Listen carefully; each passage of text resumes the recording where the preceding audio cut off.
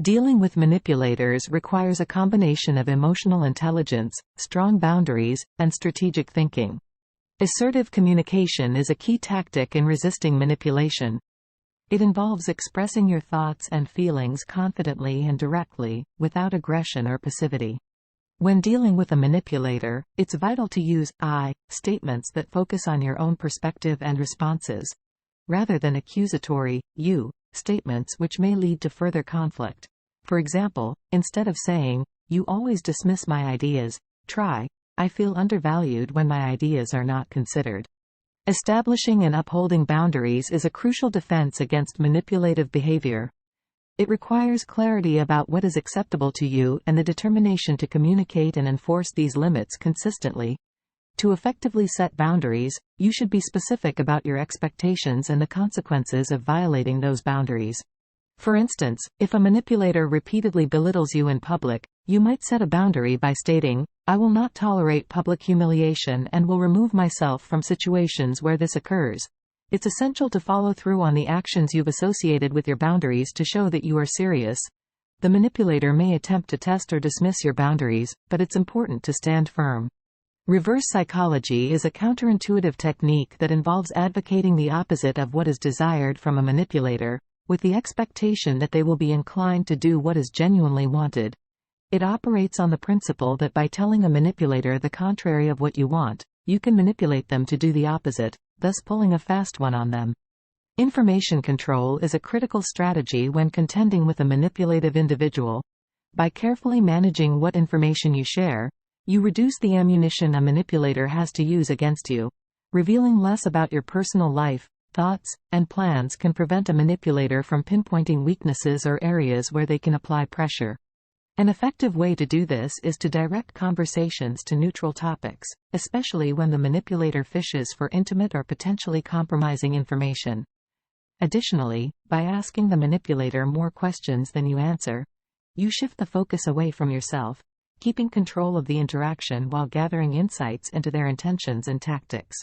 Positive reinforcement is a psychological strategy that can be employed to subtly manipulate a manipulator. This technique involves rewarding positive or desired behaviors that the manipulator exhibits, thereby encouraging them to continue these behaviors in the future.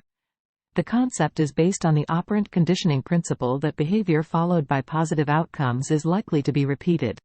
When using positive reinforcement, you acknowledge and praise the manipulator when they act in a way that is honest, fair, or cooperative. For example, responding with genuine appreciation when a manipulator honors a previously made agreement may promote their inclination to keep their word in future dealings. By selectively reinforcing good behavior, you can steer the manipulative individual towards a more mutually respectful dynamic, while also reducing the occurrence of negative behavior without direct confrontation. When navigating manipulative dynamics, it is invaluable to have allies who can provide support, perspective, and validation. Allies are those individuals in your personal or professional life who understand your situation and are on your side. They can serve as a sounding board, offer advice, and even corroborate your experiences, which is particularly useful if the manipulator tries to distort reality through gaslighting. Choose allies on the basis of their integrity, impartiality, and ability to maintain confidentiality. It's essential to communicate openly with them about the manipulative behavior you're dealing with and to establish what you hope to gain from the alliance, whether it's moral support, strategic advice, or direct intervention. With solid allies, you're less isolated and better equipped to stand up against manipulation. Maintaining accurate records of your interactions with the manipulator is essential for several reasons. First, it provides a factual basis for any disputes that might arise, safeguarding against the manipulator's potential to alter the truth or engage in gaslighting.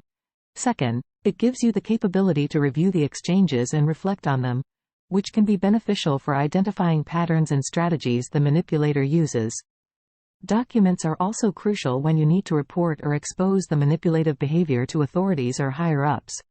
They serve as evidence that can substantiate your claims. To document interactions effectively, you should note dates, times, places, and the people present during the incident, and detail the exchange as objectively as possible without infusing personal judgment. Keeping logs, emails, text messages, and any other communication forms in a secure and organized manner is a vital step in solidifying your defense against a manipulator's tactics. In severe cases that involve harassment, fraud, or other illegal activities, it may be necessary to resort to legal or disciplinary measures. In the workplace, this could mean following formal complaint procedures, contacting human resources, or engaging with union representatives to trigger an investigation. Legally, one might consider restraining orders, litigation, or criminal charges if the manipulation crosses into criminal territory. It's crucial to consult with a legal professional to understand your rights and the appropriate steps to take within your jurisdiction. Taking legal or disciplinary action can serve as a strong deterrent to the manipulator, making it clear that their behavior has serious consequences. Underpin this approach with meticulous documentation and, when possible, collaboration with allies who can corroborate your experience. By employing these tactics, you can effectively manipulate the manipulator and neutralize their influence. This is how you can gain the upper hand in interactions with them, and safeguard your autonomy and peace of mind. Remember, the goal isn't to become a manipulator yourself but to disarm someone attempting to manipulate you. For more information on how to deal with manipulators, visit www.carlacorelli.com.